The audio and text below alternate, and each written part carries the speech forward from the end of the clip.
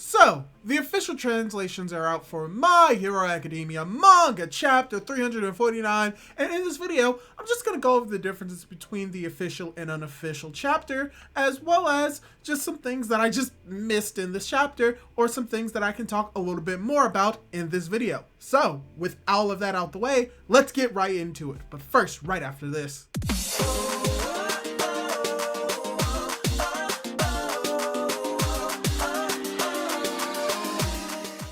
Hey guys, how's it going? It is your boy, Manga Drew, and I'm here to do my discussion for My Hero Academia Manga Chapter 349. And if you were able to see my review, you can understand that I really did enjoy this chapter, and reading through it a second and a third and maybe a fifth time, I still really enjoy it. But by reading it multiple times, there were certain things that I didn't really catch on the first go around, and certain things that I didn't catch on by reading the unofficial translation in comparison to the official. So in this video, we're going to go over the differences in translations, go over a few things that I missed in the chapter, as well as talk a little bit more about the second user and his potential quirk, as well as what the backstory of Dabi will entail. So for starters, let's go over the differences between the official and unofficial translations.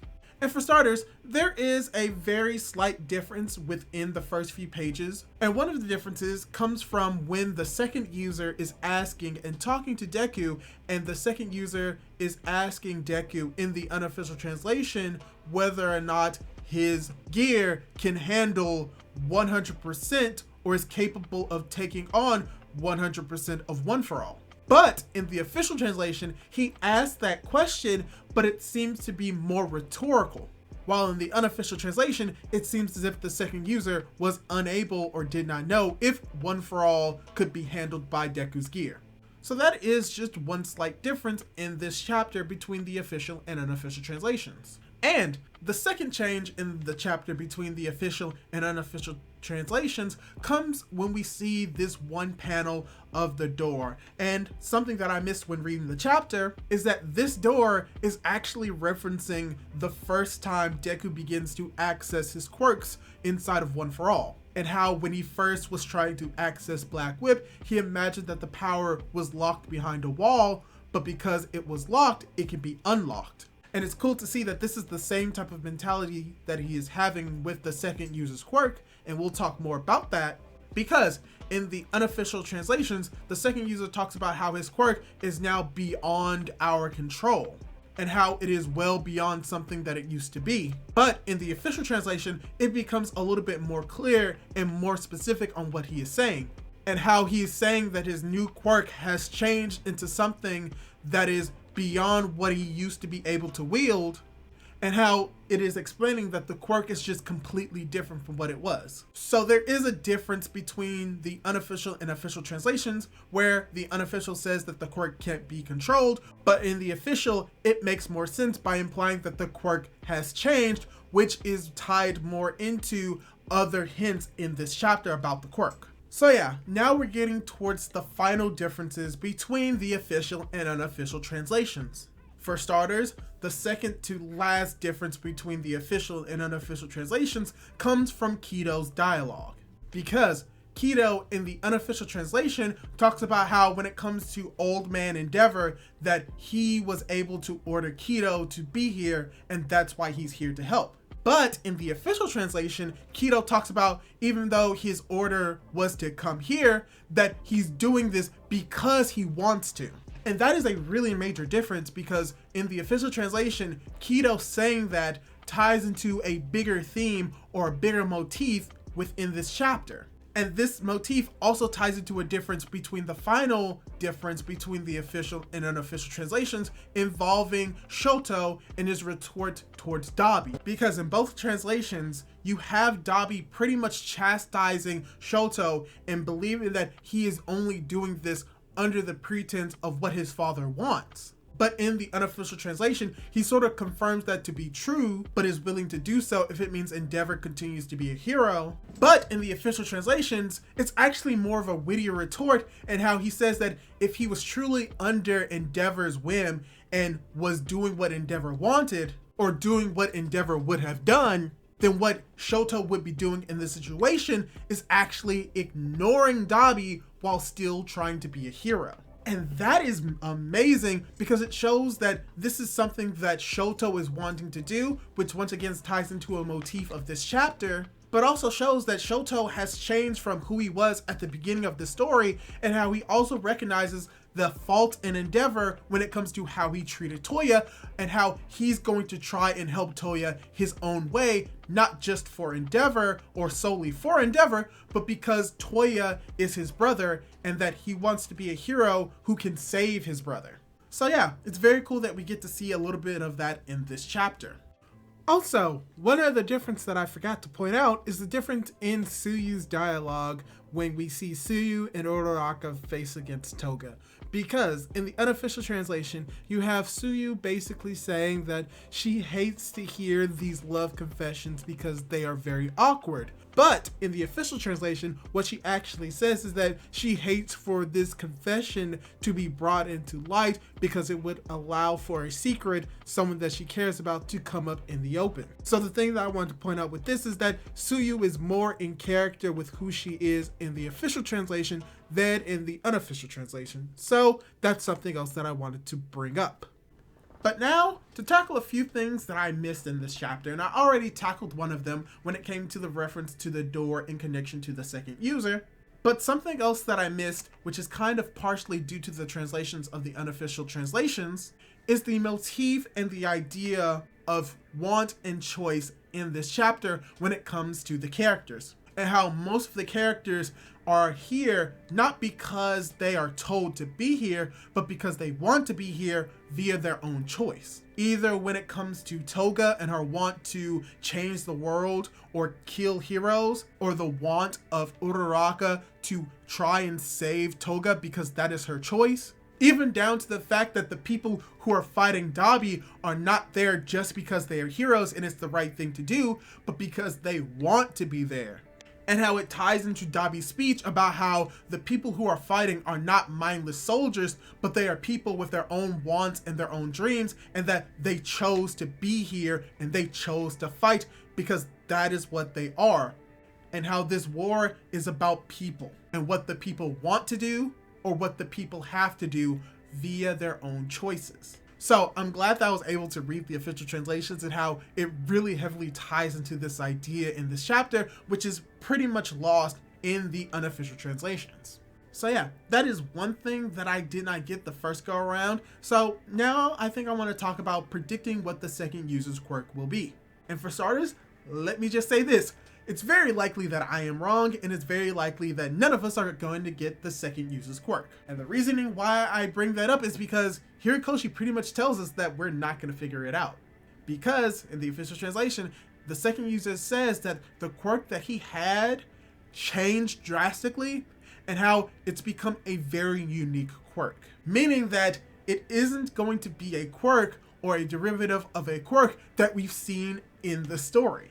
Which means that any ideas that we have about the second user's quirk that is derived from the story or derived from powers that we've seen in the story is most likely not going to be involved. So that means that the ideas that I have, which include energy redirection, energy manipulation, even energy emission, or even jet propulsion, may not be the second user's quirk, even if it is a part of a quirk that we've seen already. And the reasoning why I thought it was energy manipulation is based off what we've seen in the series so far. For instance, we've seen that most likely the quirk is tied to hands, as we've seen in this chapter about how Deku was planning on using the second user's quirk, and most likely it was going to be done through his hands. And as we've seen the second user holding or touching something that we could perceive to be some form of weapon that may fire energy or fire some sort of projectile. So, at the very least, we know that the quirk will involve using Deku's hands.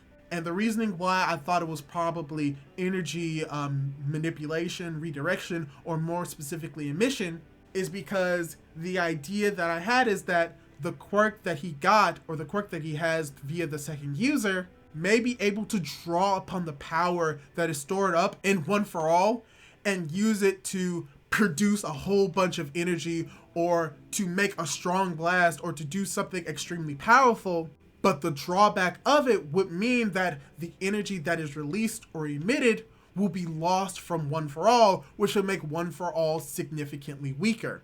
Which may be the reasoning why it's a last-ditch effort, because it would be releasing all of the stored power of One for All and do something extremely destructive that could kill Shigaraki. But if Deku uses it too early, then he may not have enough power or strength to actually even get to the point of being able to completely obliterate Shigaraki. So it's an interesting thought that I had, and if that is actually the case, that would be cool, but I think that it's going to be near impossible to guess what the second user's quirk will be until we eventually get his name revealed. Because if you haven't figured it out yet, Horikoshi has a tendency of hiding a person's power in their name. And once we have the name, then we can guess what the power is. It happened with Toga, but more specifically, it happened with In, when we knew that his name was In. In, when translated in Japanese, in kanji or katakana, means smoke, and Deku eventually gets a smokescreen quirk.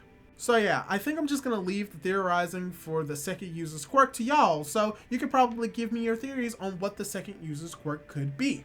And finally, the last thing that I want to talk about and what I missed involves Dabi, and it's a small thing. Something that I didn't realize in the chapter is that when it comes to Dabi, his skin is falling off of his face, and he is looking like a skeleton.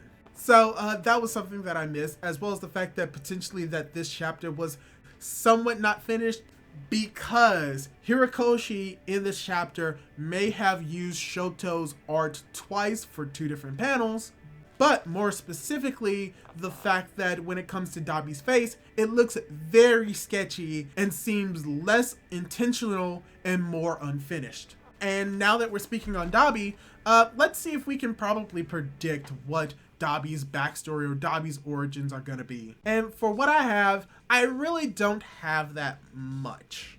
A few predictions that I can potentially make about what happened to Dabi during the time period, from what happened at the mountain when he pretty much set himself on fire, up until what happened in Hosu when he eventually gets recruited to be a part of the League of Villains. And I think the one thing that I kind of don't hope, but it is very possible that this is the case, is that he is recruited or helped by either Dr. Garaki or All for One. Because we've seen that these characters have influenced other characters' lives. The confirmation that potentially one of the Nomu was one of Deku's friends, and we saw that Garaki was the doctor that Deku went to, as well as how you have All for One, who may have influenced Shigaraki to do what he did, but at the very least we know that he influenced Deku to take certain actions. So it wouldn't be unprecedented to see that Dr. Garaki or All for One was able to help Dabi recover, help him heal, help him get a new jawbone.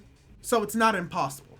But I think that that would just be too on the nose and too obvious for this situation. Not that it would be necessarily bad, but that it's something that we've seen before, and I would prefer if we saw something new or different. Another possibility is that Dabi just helped himself. He was able to survive the fire. It didn't completely burn him. That he found his way to get medical attention somewhere, or he broke into a hospital, got a medical attention on himself. He most likely killed a lot of people between that 10-year gap. We'll probably see who he killed, why he killed them. And he may have been on the street alone, homeless. It is confirmed that he does smell and never showers. So it's possible that we could get confirmation that Dabi was homeless the entire time, and how he just was able to barely get by, and how he's just started cremating people due to his anger and unable to control his flames. But yeah, it could pretty much be anything, and I think that I would be okay with almost everything involving Dabi, because it's not necessarily important how Dabi became Dabi, but really what is his true motivations for him doing the things that he did, and how is that going to play a part in the most recent story and the current situation. So yeah, that's pretty much everything that I really wanted to talk. So yeah, that's pretty much everything that I wanted to talk about in this video. I gave my thoughts about the second user and Dabi, as well as pointed out some differences between the official and unofficial translations, as well as talked about things that I missed in this chapter, and that's all I really have to say on this topic. So let me ask you, Do you have any predictions for the second user's quirk or even Dabi's backstory? Leave your thoughts down in the comments below. I would really love to see them. And also, don't forget to subscribe to my YouTube channel if you want to see more My Hero Academia content like this. Do all that cool jazz, and hopefully I'll be able to catch you in my next video. Goodbye!